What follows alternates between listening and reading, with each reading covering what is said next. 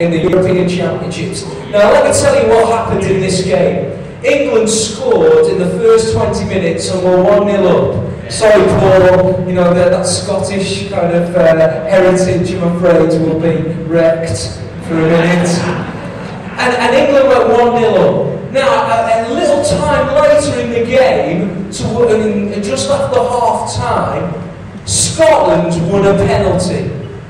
Tony Adams clattered somebody and it was given as a penalty. And we were at the other end of the ground, and you know what happens? Suddenly everybody is kind of like, they've changed. That moment has changed the whole atmosphere. There wasn't kind of like a celebration and a place of being 1-0 up. There was something different that kind of changed. And I remember as Gary McAllister ran up to take that penalty, everybody, some people watched, some people kind of put their hands over their eyes or something like that. But David Seaman saved that penalty. The ball went out to Stuart Pearce, who passed the ball straight up the pitch, and it was flicked on by Alan Shearer into the path of Gaza.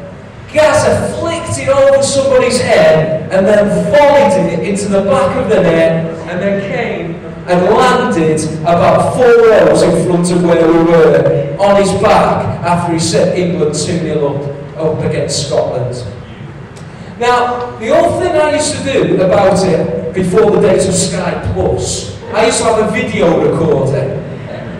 And I used to get out, you know, when you have to sometimes wind it back with your finger because it got stuck, you know, things like that. And when you pressed eject, this is how it would go on your Ferguson video star. Like that, before you can take it out. You could never watch anything you weren't supposed to watch. You know, like I couldn't be 15 and watch like, you know, an 18 rated movie and do it quietly because, you know, somebody would come in the room. So, which was actually a good clause to stop you watching things. But we used to video all the matches. Now, when I went home, I watched the game again, England-Scotland, you know, kind of at another time. But was my attitude different? Oh boy, it was so much different. You know when Gary McAllister got that penalty? I was taunting him. I was saying to Gary McAllister, oh, don't put it down a little, you know, and kind of saying things. Why? Because I knew what the outcome was going to be like. Because I'd seen something different. And I knew that actually it wasn't about it being England 1, Scotland 1. It was actually about to get saved and go down the other pitch and Gascoigne was going to score. And it changed everything. How I was compared to how I was in the live situation. I want to give you some faith action steps that I think can change how you deal with things as they come up. Maybe it is something in your past. Oh, by the way, Peter, they went on and beat Holland 4-1 in the next game, didn't they? Oh, it's a long time ago. Let's see what happens in South Africa. All that promise. But let's go through a couple of faith steps in Romans 8. Let me give you quickly, in the next 5 minutes, 4 things.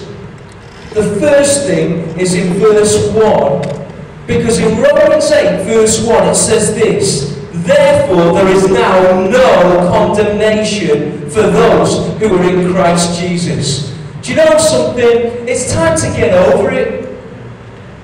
It's time to get over some of the things that you feel you're not good at, because you keep making the same mistake. You keep having this mistake that keeps coming back round. Well, it's time to get over that big sin that you classify as a big sin, when God actually states the truth that all have fallen short of God. There's no classification of sin, but actually everybody sins, and the wages of sin is death, and the gift of God is life through Jesus Christ. So there's a change, because actually it doesn't matter now what you did. And me and Louise were talking with someone one day, and Louise said this to them as we were praying for them. They said, actually, what you've just said to us, you think is one of the worst things anybody can ever do. But actually, she says, I'm here to tell you, you've done something even worse.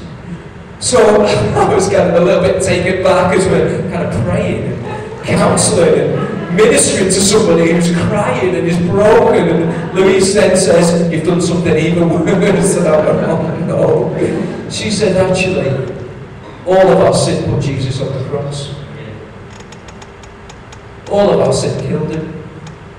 It put him there. Whatever we've ever done, actually, he put Jesus on the cross. But this is the thing, Jesus finished that principle of death and sin, and so that we can be free. And in Romans 8, it says this: there is no condemnation for those who are in Christ. Give it up. Do not live under a black cloud. Do not live under the sky is falling. Everything is just a terrible thing in your past. He has set you free. You know, when that woman was thrown down at the feet of Jesus in the court in adultery, and Jesus says, look, whoever's without sin, cast the first stone, and they all kind of walk away. What does Jesus say to that woman first thing? Does anybody condemn you?